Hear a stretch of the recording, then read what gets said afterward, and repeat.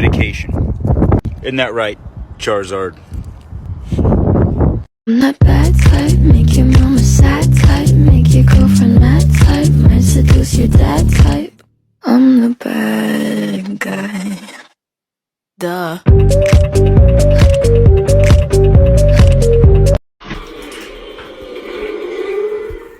Thank you. This is bullshit.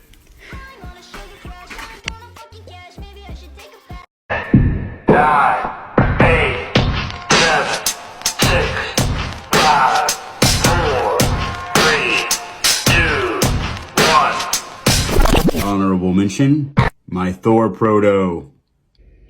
It even glows really well. This is a great question, and I'm going to answer it for you. It's a total mess right now, but I have a collection of comic book boxes. My favorite are these boxes in action boxes. They have amazing artwork, but these are all chock full of comic books. I store them alphabetical. This long box here is all Spider-Man.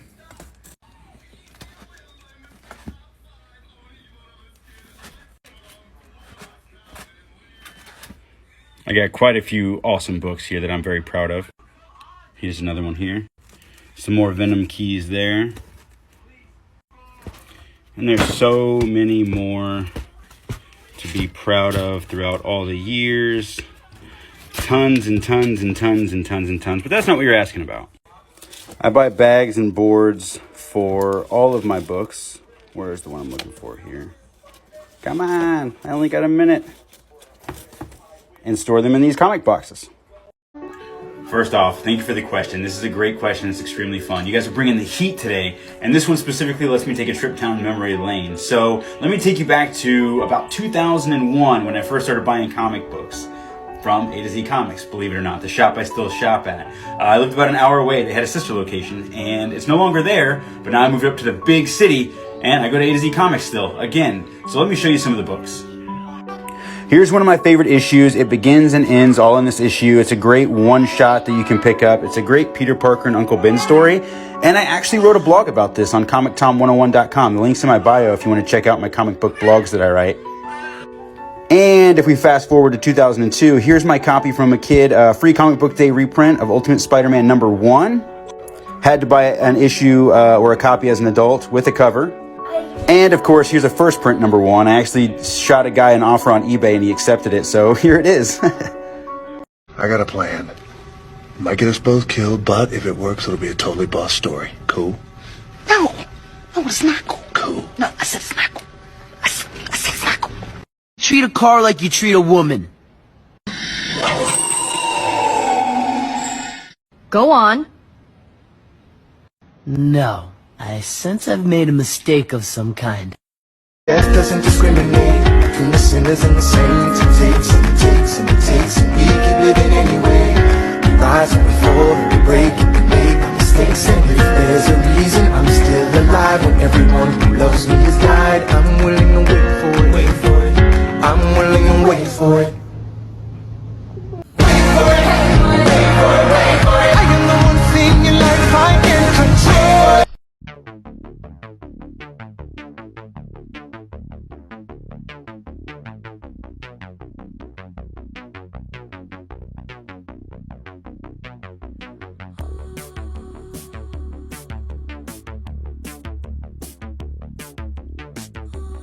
This is actually the second time I have owned this book. The first time was in a 9.6 slab. I've never owned all 12 issues of Marvel Superhero Secret Wars though, so I'm excited to finally have the whole series and read it and all that. But I can't believe that I finally have Secret Wars #8 raw. It was a 9.6 slab before, and I just don't like slab books. I prefer them to be raw so I can read them. Even though we can read digital, it's just not the same to me. It's not how I prefer to collect. I'm so excited to have this back in my collection. Wow.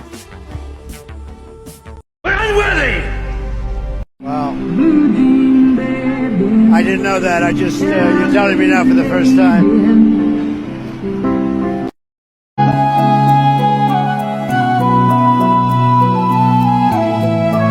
Outgunned, outmanned, outnumbered, outplanned.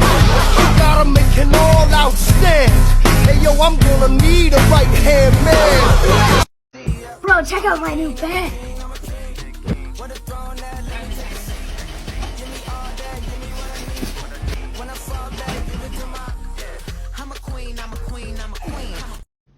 Hey guys, how's your day going? You make all these TikToks if they only get a couple hundred views. I'll be honest with you. I'm kind of retarded. There I was, sitting here thinking, what a peaceful, dull evening. Then, boom! The nut jobs show up. A box of mixed biscuits and a biscuit biscuit. A box of mixed biscuit dough. A box of mix of biscuit dough. A box. Hang on. A box of mixed biscuits in a biscuit mixer. A box of mixed biscuits in a biscuit mixer. Exactly. I watched the Snyder Cut. Absolutely nobody asked for my review, so I'm here to give it to you. Tons of people are going to say it was amazing because it was better than the first one. And it was. However, everything that made this one good could have made the first one good too if they wouldn't have just jumped to Batman vs. Superman and Justice League all of a sudden and worked these smaller stories and other characters in and told their stories throughout other films and then built up to a Batman vs. Superman and a Justice League and things of that nature. That said, it was still an extremely, extremely fun ride. At 4 hours long, I'll probably never watch it again, but it was fun and worth watching once. And by once, I mean it took me 3 times. However, I still don't buy Batman putting together the team. The Flash looks like an idiot when he runs. Darkseid is kind of a pussy for not jumping through the portal and at least trying to fight him off. And who just forgets where Anti-Life is? Why couldn't he follow the directions and how he got there the first time? Hated that. Decent flick. Very fun. Not perfect. Not overly great for 4 hours long. I don't know if it really needed a part 2. I feel like I'm only making this to complain about a couple more things. That doesn't mean I didn't like the movie, but the black suit with Superman, completely unnecessary. If he would have come back alive in that or been buried in that for some reason, I know then that would have ruined the secret identity, but who doesn't know his identity in this universe? I can't even tell at this point. So weird. Anyways, if he would have come back to life in that, recharged in it, and then showed up in his red and blue again, that's what I wanted to see. Give us that hope, that truth, justice in the American way, because I really enjoyed his entrance in the last one. In the first one, I thought it was much better. Either way, Superman's a badass. Didn't need the black suit. I just want a Superman that can inspire me. And Tyler, a guy on CW, is doing a great job so far. I love that show. And the second point is, who in the hell thought Cyborg looked okay to be in a movie? Terrible. But I did like it. I did enjoy myself. I just may never do it again. Yes, this comment, yes, this is exactly it. I think where we're spoiled as fans is like, WB couldn't have thought so far forward, I think. I think they knew they wanted to do a Justice League movie, but building up something like Marvel did with all the movies that came before the Avengers and then creating this huge event in the first Avengers and then making the Avengers movies a trilogy with all the movies in between, it's the first time anyone's ever done what Marvel's done, and they've done it fantastically. So we can't expect other companies to replicate it. So my idea of basically the first 2 hours of Justice League that drag on and make it slow were there to retell like Flash and Cyborg and a lot of those backstories. My thought was, hey, we could have done that in other movies, taken up less time, told the same story, and then had Justice League just be Justice League. But Marvel's the first to do that. WB, Warner Brothers, they probably didn't know how to really do that. They're just like movie. Nap time is always like Godzilla vs. King Kong.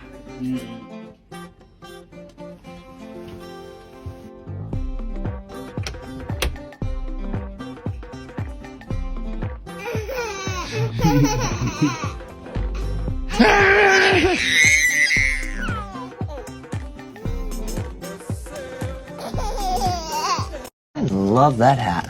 Why, thank you. They gave it to me because I'm the top sales gun of the month.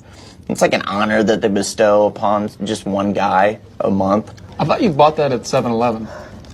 Yeah, well, I kind of did with all the earnings that I'm making as Top Gun, so think before you speak. Avengers!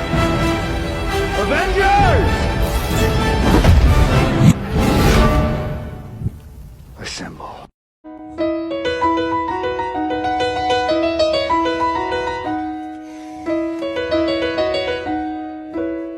Making my way downtown, walking fast, faces pass and I'm homebound. Staring blankly ahead, just making my way, making her way through the crowd. The bands we fucking all in the street. She told me to recline, so I had to let back the seat. Bro, I might pull up flexing on these niggas like a rose.